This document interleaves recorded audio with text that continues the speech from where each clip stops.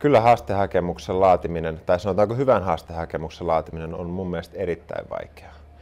Kysehän on siitä, että yleensä on kohtuullisen monimutkainen riita-asia ja pitäisi jotenkin saada tuomioistuimelle viestitettyä se, että millä perusteella oma päämies on oikeassa. Ja sen viestin läpisaaminen on vaikeaa. Haastehakemus hyvin pitkälle määrittää, että miten se juttu lähtee menemään. Tämä on se kantajan iso etu, että kantaja saa itse määrittää, että millaista juttua hän haluaa sinne tuomioistuimeen lähteä ajamaan.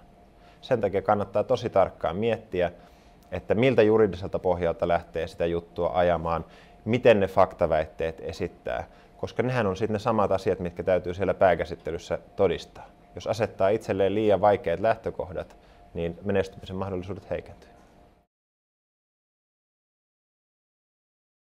Yksi sellainen tärkeä muistisääntö, mikä mulla itsellä on tämä vanha tuttu KISS, eli Keep it simple, stupid. Eli ei pidä lähteä mihinkään kikkailuun, vaan hyvän haastehakemuksen laatimiseen riittää se, että tekee kaikki perusasiat hyvin, tekee perusasiat oikein. Kun tekee kaikki perusasiat oikein, niin se haastehakemus on selkeä, kompakti ja ymmärrettävä. Yksi iso ongelma haastehakemuksessa, mistä tuomarit jatkuvasti puhuu, on se, että haastehakemukset on ihan liian sekavia, ihan liian pitkiä.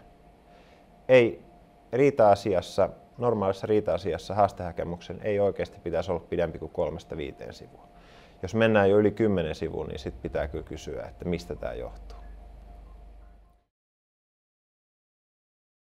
Törkeä ja kaikki muutkin tällaiset laatusanat ja erityisesti tällaiset, jossa on sanotaanko moraalista sävytteisyyttä, niiden käytössä pitäisi olla erittäin varovainen sen takia, että nämä laatusanat on aina sellaisia, että ne on mielipidekysymyksiä ja se mikä on yhdestä törkeää ei välttämättä ole toisesta. Ylipäänsä pitäisi aina pyrkiä siihen, että kun esitetään väitteitä, niin väitteet on sellaiset, että ne on mitattavissa olevia konkreettisia seikkoja koskevia väitteitä, jotka voidaan sitten näyttää suoraan toteen. Se arvostelma, että onko joku menettely ollut moitittavaa tai törkeää, jää tietysti sitten viime kädessä tuomarille ja asianajajan tulisi keskittyä siihen, että tarjotaan tuomarille ne perusteet sen arvostelman tekemiseen.